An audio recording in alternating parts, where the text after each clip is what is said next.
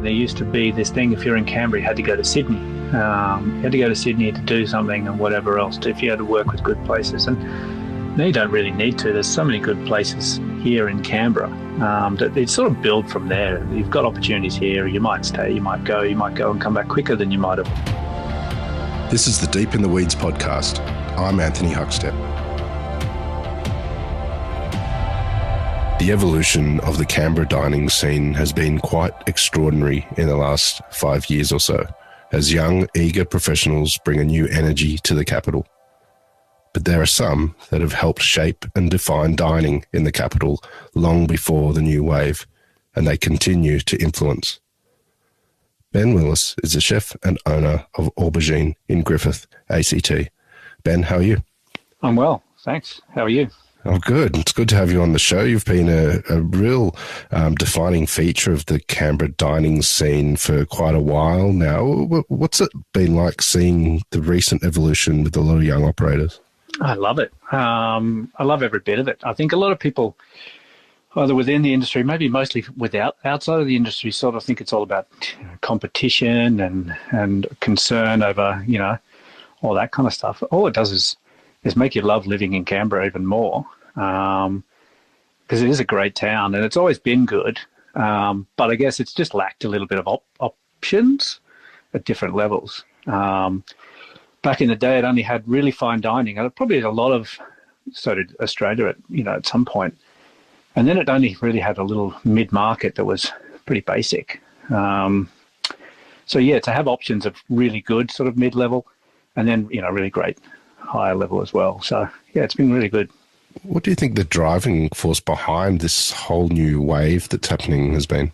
I think it's just lifestyle as well as external influences and things. There's, I guess, across the world you see young people doing great things, and it's inspiring young people to do things in their own backyard. You don't have to have travelled. I mean, I did the whole ubiquitous go from Canberra to Sydney to London, did a bit of travel, then came back. And now you don't really need to do that. I think that there's good things happening everywhere. And I mean, even more so since the lockdowns and things like that, people picking out regional spots and coastal havens and making the most of that. And I guess that's just off the back of other people doing it successfully and then good people, intelligent people saying, well, I can do that too.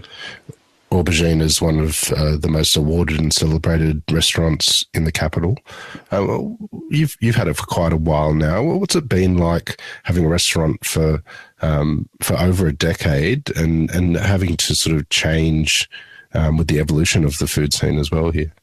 Yeah, look, I mean, it's 14 years, and sometimes those 14 years are very fast, and other times those 14 years are very slow. And I guess if I think back to the early days, it's a different restaurant. It's a different city, and so I guess what we've slowly built over time, a lot of for different reasons. Mostly in the early days, it was financial, and along with what you do, the customers have got to come along with it. The staff and the market.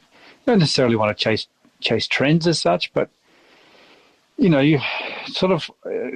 It makes it exciting when you're in your own business and things are changing and evolving, and you're not just seeing the same mundane color palette, or you're not just cooking the same food or doing the same thing. So I guess that's where I like to do it is slowly chip away as opposed to sort of wholesale changes, because every day I come to work, we can work on something new. So I want to explore what you do at Aubergine and the incredible connections that you have with producers of the region. But take us back to when you were young. What sort of role did food play in your family? Well, look, I mean, 70s born, 80s sort of growing up, I guess. It was pretty standard. Mum cooked most of the meals. Good cook. My mum's a fantastic cook. But, I guess back in the day, there was the sort of standard offerings, meat and 3 veg and a few mum greatest hits, apricot chicken and beef stroganoff and all those sort of things. So, mum was a great cook and everything was home cooked and everything was great. But, look, that's sort of that era is what it was. What lured you to a career in hospitality? I guess it was a bit of a lack of, I got to that age where you're in high school and you're deciding whether you're going to TER and go off to university and, what you might do. And it was very strange, you had to do home economics. So, that was part of it. You had to do a few sort of metalwork and woodwork and home economics. And I kind of didn't really like the bravado maybe of the metalwork and the woodwork stuff. I quite liked hanging out in the kitchen, to be honest with you. You got to make a cake and sit there and eat it. And I think one day we did something really good, and it was a mate of mine, and I think I said something like, "Oh, we should have a restaurant, Maybe one day we'll open a restaurant." And I have an uncle that's a chef, albeit he used to be in the Navy and things like that. But we'd had a few conversations about travel, and got into my mind there. And another good friend whose dad came to the school and did a talk because he was a chef, local chef in Canberra, and it just sort of slowly crept its way into my brain. And I sort of mentioned it to Mum, at that time where everyone's deciding you're going to go to a TER, and which I guess these days is called whatever else it's called, the tertiary education entrance thing. And I didn't really know, so I sort of stood on the fence a little bit. So I got taken to Erindale College out of Western Creek School. All my friends were going to other schools, and I went sort of away from everything because they just opened up a hospitality sector of the school, probably one of the first in Canberra to do what is now quite common. And so I did my year 11 and 12 in a school that did sort of cooked its own restaurant and did hospitality in there. So, so I did that for a period of time. I did that and quite enjoyed it, and was sort of thought I was pretty good at it. And then sort of that from there, left school, sort of looked at opportunities for jobs, wanted to get an chef's apprenticeship, and literally CV after CV, resume. Back then there was only clubs, like the Vikings clubs, actually I don't even think they were around. Maybe the Southern Cross Club, I think, was one that I put my resume into amongst many others, and no one had any work. So you couldn't, literally these days, pass the CV around and everyone would jump on you. But back then, no, couldn't find anything for months of looking. So because I was, gone through that program, the next step was to go into TAFE, and I did a diploma of business in hospitality, which is a sort of a 2-year course at TAFE. And that was a bit of front of house, back of house. You had to do a bit of everything. So I did all of that. But in that, there was a lot of connections to work, front of house in bars. So I used to work behind the bar at the Press Club or doing functions at Parliament House, and eventually led me to the Hellenic Club in Canberra, which sort of Greek club, where I used to do the bistro there. They were doing 600 or 700 dinners a night, like covers a night in the bistro. And then, on the weekends, we'd do these functions for, Greek weddings for 700 people. And, big operation. So I sort of stayed there for a while. I'd finished everything and I'd stayed there just doing work at the front. And one thing led to another. And I think somewhere along, I had never told anyone I wanted to be a chef, but one of the chefs had walked out or left and they needed somebody in a hurry.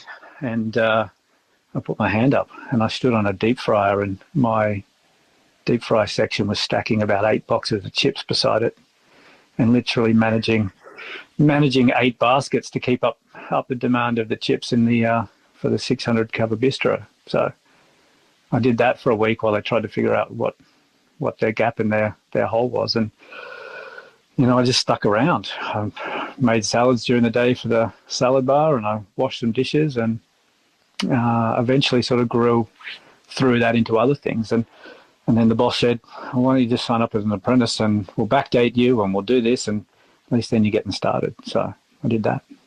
What were the really important sort of moments or venues that you worked at in the early years in Canberra? Yeah, so I bounced from there to a hotel. Eventually, I always knew I wanted to cook good food, and not that it was bad there. They had a really good, I can look back and look at everything. I've done a lot of different things. If you asked me to go through it all, we'd be here for a long time. But I liked the fact that back then they were using really good quality produce, and it was only a club, but the the meat was and they were very proud of it, and they did a lot of work back then. I think now a lot of stuff's brought in, but, everything was done. But look, I went to a hotel, which was sort of pretty good when I arrived, and didn't end up being as good as I thought it was going to be, to a small restaurant. And then off to Sydney, as you do.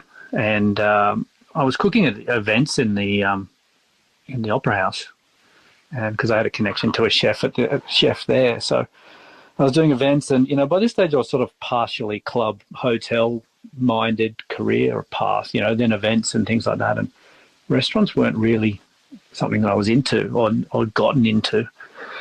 But, cooking in the event stuff, I think I was boiling potatoes. One of our stoves wasn't working. I was up in Bennelong where, all the serious chefs were in Bennelong, and I was cooking potatoes on the back bench when the chef walked past and picked one up, and he was, "Oh my God, that's one of the best potatoes I've ever had." And I was like, "Oh, it's just salt." And he was like, "Well, yeah," he goes, "but not many people understand salt." And he was kind of impressed or whatever. And I don't know, a few weeks later, he came over and he said, "Do you want to jump from where you are and join us?" So I did that. And, I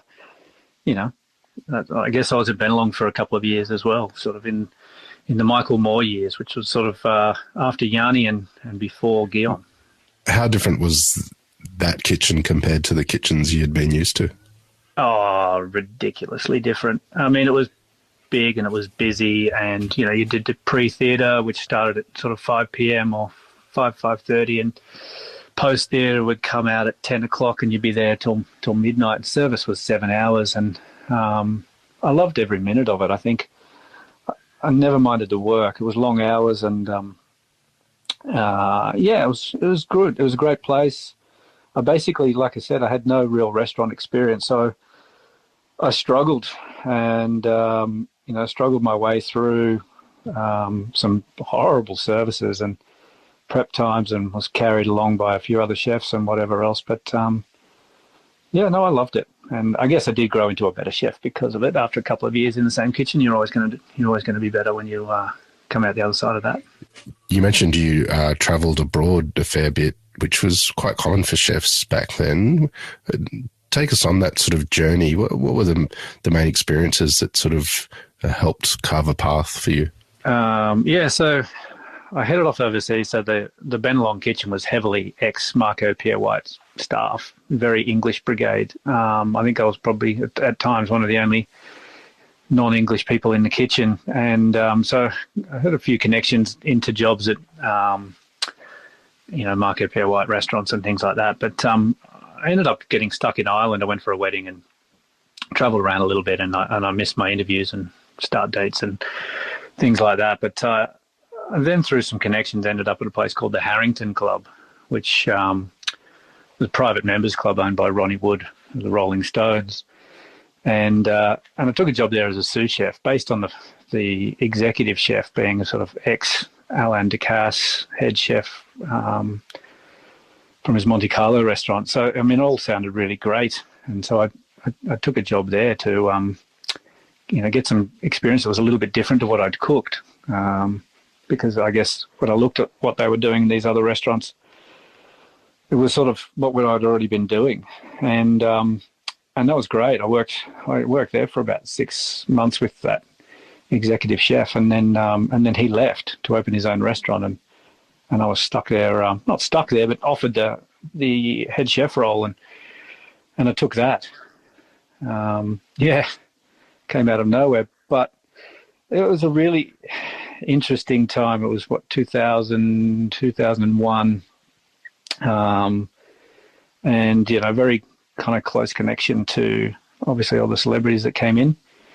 It was the first kitchen or first place that I'd ever heard the words gluten-free and organic food being a priority. Because Ronnie's wife Jo was very much into the health food, and especially for Ronnie and those guys, because they were about to go on the 40 Licks tour. So they were in there a lot. They were eating in the private dining room, lots of meetings, and they were on their get fit. And they're on their get fit, eat well, stay off the drink. It was all to do with insurance. So they weren't going to be insured unless they were clean and in good health. So yeah, so I did that for a period of time, and that sort of went down the gurgler. Ronnie Wood lost that club, and so we were sort of left with no notice and out on the street. So that was my time there. What was it like in your sort of first head chef role? Did it sort of change your approach to cooking in the kitchen? Yeah, I mean, I probably skipped over. I'd had a little bit of leadership in some other smaller kitchens and things like that. So not so much putting food on the plate. That was definitely my first. You've got to come up with a new menu, and the general manager wants to taste it. The food and beverage manager wants to taste it, and all those sort of things. And I think by that stage, I did have enough up my sleeve that I was pretty keen and happy to do the work and knew enough. So, I loved it. I thought it was really good. I wasn't so much into, taking all the butter out that Joe wanted me to take out of all of the food. And that was a bit new to me, coming from a very English kitchen to sort of having to strip a lot of that sort of stuff out. But no, it was really good. And I guess it was a good step, probably in a place where, it was a certain clientele there that you had to keep happy, but it wasn't open to the general public. There was no reviewers could come in because it's all private member stuff. So it was really good to be able to play around with the place that virtually had no budget, and toy with food and make people happy and get good feedback. So, yeah, I really appreciated that. And it also taught me that I had a lot more to learn. I think that's another important thing is at some point knowing that you've got to go and either teach yourself or find somebody to teach you what you didn't know. So. What did you do when that venue closed and you were sort of turfed out on the street? Yeah, turfed out on the street with no notice. The general manager went down into the countryside and invested in a pub. So I went down into Somerset and turned an old, pretty much deep fry led pub kitchen where we gutted it and cleaned it and scrubbed it up and turned it into a bit of a, I guess, for want of a better word, a gastropub. It was about an hour and a half drive out of London. Had a few rooms upstairs, and the GM was a very well-connected person. So, as was, there was an owner above that and things like that. So, a lot of people would come down and stay in these rooms and eat in the dining room and things like that. So, but it was very isolated in a very small town, where you might have some people coming from London on the weekends or whatever, but we were working pretty much 7 days a week, breakfast, lunch and dinner, and staying on site in a little accommodation on the grounds. And it became one of those things that just eventually ate you up. I think, you couldn't find any staff. You're trying to cook to a good high level, but it eventually just burnt me out. So I needed time off from that, so came back to Australia. I toured a bit of Southeast Asia through Thailand and things, and found my way back home. But it was only a brief stint to come back home just to take a break, and then I wanted to go back to London again, but cook somewhere else. And the general manager of that place had also taken me to a restaurant called Chez Bruce when we closed up the Harrington Club, and he took me there and he said, I think this is your style of cooking. I think this is a good restaurant. This is my favourite restaurant in London. I want to take you there. So he took me there and I really loved it. I thought it was great. So that was on my radar to get a job in when I came back. So took a job at Chez Bruce. Happened to have one or two connections that happened to be in the kitchen when I turned up on my first day, which was good. Guys I'd worked with in Sydney and things like that. So, that was awesome. And I guess Chez Bruce is sort of known as the chef's chef kind of venue where it's very good. I wouldn't say simple, but refined classic cooking. And, it was good. What did you take from your time there? Look, there was a very, very highly skilled kitchen. Lots of, every section had people that would probably be a head chef in any kitchen. And the one thing that they just wanted to do was cook good food together. And, Matt, the head chef, Matt Christmas, he's got a very good temperament. and so did Bruce, the owner. Where it was a lot about teaching you and showing you, and you worked your ass off. Like, it was 7 a.m. to 1 a.m. and it was a 4-day on, 3-day off. But, you know, I was always having to do the 5th day or do the extras, and I was always happy to, or go and work in one of their other restaurants. I worked in La Trompette a few times and a few other places. So I took from that it was, I think everything was tasted, checked, seasoned. The menu was sort of changed on the fly. And there was enough skill in the kitchen to sort of, if something didn't kind of really come in or work out or was missing, it was easy for them to kind of knock up a dish that was at a very high level on the go. And that they would change between lunch and dinner service. And this place is packed. I mean, 100 covers for lunch, 100 covers for dinner, and booked out 6 months in advance. So you always knew what you were in for. And every day was pretty much Groundhog Day. It was very similar in terms of timing and what you had to do. You never had to ask how many we're going to do today or anything like that. And on the weekends they did a roast or a big sort of pork roast or beef roast or something like that. So I think it was just a variation of food. The menu changed all the time. The menu was printed every day. And through that time, you know, I saw countless dishes and combinations and things, and they were all very classic.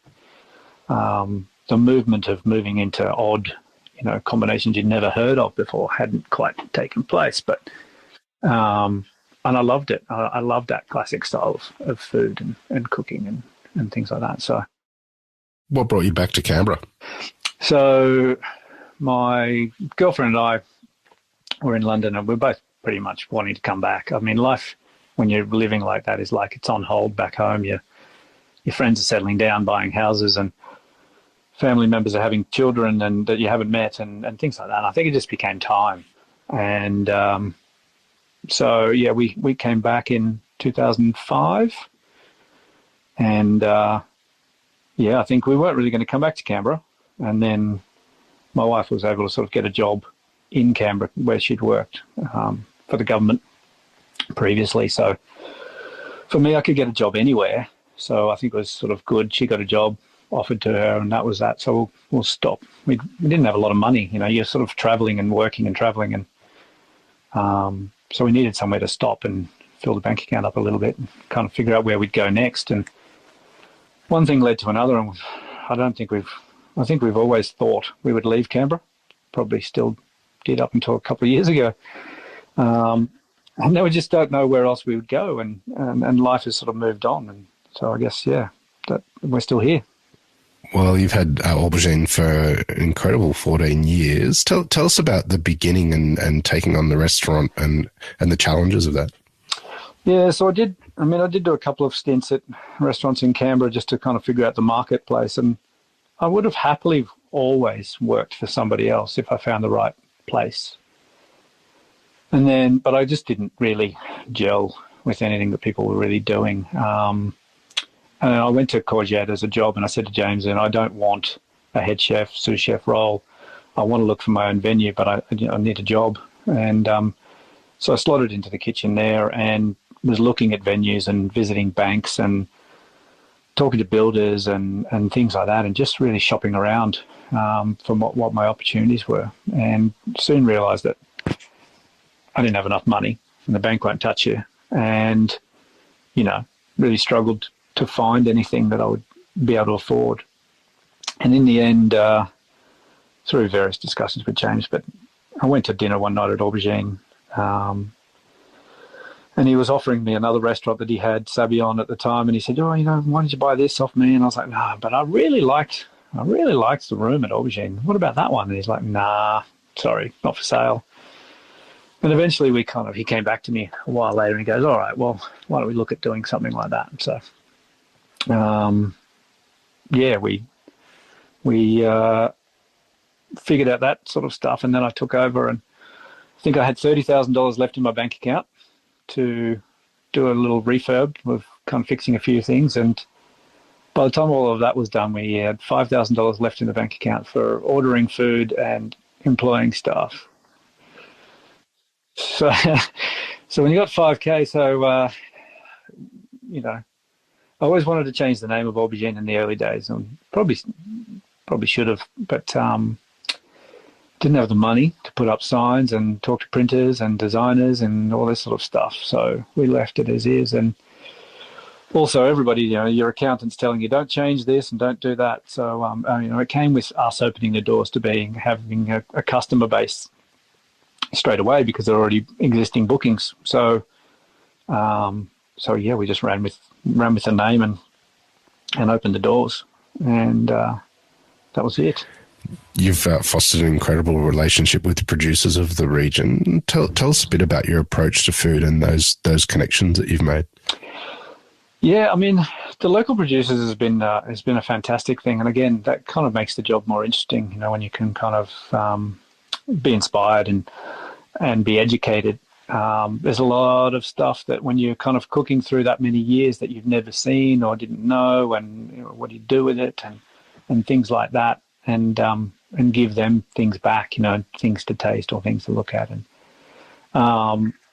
the local producer thing is sort of I think it sort of came out of the epic markets. It was really hard to find anyone, and the connection to people, like where to find. I know they're growing it, and they're not finding you because they're probably just thinking that restaurants don't want it, so they're taking it to those epic markets. So I used to go there every weekend and then start chatting to people, and then connections build and build and build until you're either, but the hard part was sort of getting it to us or us getting it from them. So you're always running around out to a farm to pick up boxes and things like that. So and having a look around at what they do, and then you would see other things that they had there and be like, you're interested in that, didn't think anybody really wanted it. So from there you're kind of building these little avenues and things like that. But, at various stages, I mean, a couple of shut up shop, unfortunately, but, there was one guy that just did raspberries, and one guy that just does asparagus, and one guy that just does blueberries. And,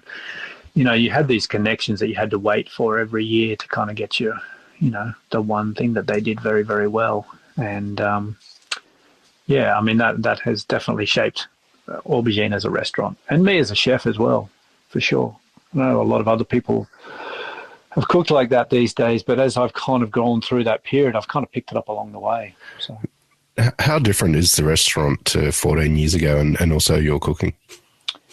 Yeah, there's things that I kind of go back to now, and I don't think that they're, that they kind of, I guess my cooking has evolved so much, but sort of sometimes I just go right back to what I was cooking at the beginning and might pull that out and make a little change to it. But I think obviously everything's changed. I mean, I hate to think back. If I looked back at some of the things, and I do often, you kind of come across some old photos and you go, was I really? But, a lot of what we were trying to achieve was trying to use up as much of that local produce as we could, even if I was putting in herbs and leaves and garnishes on plates. The only way I could make it viable for a farmer to travel into town with a box of one thing was to buy 2 or 3 other things off him, to kind of get his bill up to $80 or $100 so that it was worth the trip from, Hall or Murrum Bateman, a 45-minute drive to drop me off a box of figs. So, you start using that stuff across the plates and across other things. And I guess we started out with a 3-course menu for $58. I think we were the first restaurant in Canberra to do a set price menu, a full 3-course for a set price. And that was based off Chez Bruce. They had their prefix menu. And I think I tried to call it prefix in the beginning, and everyone was like, what's this prixy fixy thing? I don't really understand that. And it was my kind of opening to realizing the market was very different, and not everything that you think you can bring from your experience can you do. So we did the set menu thing, and again, no one really knew what do you mean we only want to have 2 courses? Well, guess what? You have to have 3 and it's this price. You can have 2, but you still got to pay this price. And so that was a bit of in the beginning it was 3 courses, and then we edged to 4 courses. Again, the reason for the 4 course was using up the local produce. So the first course was always set. And that was because I needed an avenue to offload a glut of one ingredient that I really wanted to use. And that was to serve it to everyone. Like, the whole room had to have it, because if you found something, and if you did have asparagus, and it's on a vegetarian course, and it's fantastic asparagus, but it just didn't sell. Like, it didn't. If they had the choice of 4 dishes, they would go for a quail or a fish or something like that. So, we needed an avenue on the menu to be able to shift some of that local produce in abundance. And so that was that was how the 4-course menu came about. And then you could still choose at other levels on the 2nd, 3rd, and 4th course, had choice. And we and ahed about sort of moving to the whole menu to that. And, we just thought we were open for six nights and some lunches, I think, back then. And I always thought that I don't think a set menu when you want to have bums on seats on a Monday, Tuesday, Wednesday night is really going to cut it. And I didn't really want to do different menus in the early week and then a set menu on the weekend. I don't like that idea. So you end up with too much leftover after the first few days, and then you've got to sort of, what do you do with it? You just food waste. So we stuck with the choice for a while, and then in the lockdown, when we came out of that, we just wanted to take it safe, simple. So we said, we'll just do 4 nights trade. We'll do a set menu, and we'll just sort of ease our way back into a 6-day week or wherever we might end up. And as it turns out, we just didn't. The 4 days worked for everybody, and that elusive, work-life balance started to become a bit of a thing that people were enjoying, and it made the restaurant more consistent. So instead of doing, a couple of nights where you might do 15 or 20 on a Tuesday, and then, that may, in wintertime in Canberra, is up and down. There's no tourism, Parliament's not sitting, things aren't happening, and you've got these quieter early weeknights. And what we realised is that all those people wanted to come on the Mondays and Tuesdays. Well, they're just booking on the Wednesdays, and then the Wednesdays, filling up the Thursdays. So instead of a couple of days that were a bit quieter, we just had capacity every service. So 4 dinners only from I think when I took over the restaurant, 7 days lunch and dinner. So whittled it back. Well, what sort of impact has this had on you? This new structure that is working? I guess massive impact on me, my family, my friendships, my health, and I guess also from a restaurant point of view, finding that time in the early days to kind of get the jobs done that you might have struggled with or didn't have the time for, which sort of means on the weekends I used to have to, I'd spend the morning with the family or the kids or whatever, and every Sunday afternoon I was like, right, I've got to go to the restaurant and do something and do the ordering and get a clear space so I could think about what's on the menu for the week and other things like that. Whereas sort of now Sundays are dedicated solely to family, and Mondays I have my little boy for the day, and then Tuesdays I can kind of, if I need to do a bit of work, I've got a whole day where I can sort of do that if I need to, and preferably I don't, and I've got it done in the other times of my week because, time management sort of meant that I've got sort of, I've got all those things out of the way during the week because you've got to clear a brain as well as not opening lunches. We'd start at 12 o'clock every day, so you've got the mornings to sort of sort some things out as well. So very much on a work-life balance, it's a much, much better place to be for me and the staff as well.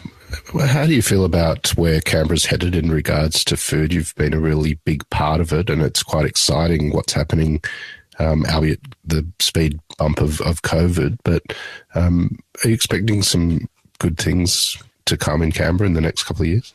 Oh, absolutely. Canberra's always been a kind of a quieter little hub of creatives and skills and that sort of thing, and whether it be the wine connection to the wineries and breweries, but also design field coffee, the cafe, things with the guys at Honor and Red Brick, and I don't know, too many people. I'm not going to start naming people. I forget to say someone, but Yeah, look, I think, like I said before, I mean, there used to be this thing, if you're in Canberra, you had to go to Sydney. You had to go to Sydney to do something and whatever else, if you had to work with good places. And now you don't really need to. There's so many good places here in Canberra that it's sort of build from there. You've got opportunities here. You might stay, you might go and come back quicker than you might have. I mean, I left for 9 years. And so you might go for 2 years and things like that. So without a doubt, I think any of the sort of more regional hubs and even then the little offshoots on the coast and up at the Snow or other places will start to benefit from that. People staying closer to Canberra as well. So, yeah, without a doubt, there's some really good chefs in town, and some of them are working for other people that eventually do their own thing. So, without a doubt. What do you love about what you do? I've always loved the variety. I've always loved that it's sort of always moving, and that no sort of two different days are the same. I like working with people. I like I guess mentoring my team and then being enthused by them. And I guess I like engaging with the customers and getting that feedback. I can't I don't know. I like the variety. I think that's probably the main thing I would come back to, being able to always do different things every day and sort of take little opportunities when they come. Well, Ben, congratulations on what you've achieved in the capital as one of the leaders of the restaurant game, and look forward to seeing what you do from here on. It's been an honour to have you on Deep in the Weeds today. Please keep in touch and we'll catch up again soon. Awesome, mate. Thank you very much. This is the Deep in the Weeds podcast. I'm Anthony Huckstep. Stay tuned as we take a deep dive into the lives of the incredible people who ply their trade in the food and hospitality sector. Special thanks to executive producer Rob Locke for making this all happen. Follow us on Instagram at Deep in the Weeds Podcast or email us at podcast@deepintheweeds.com.au. Stay safe and be well.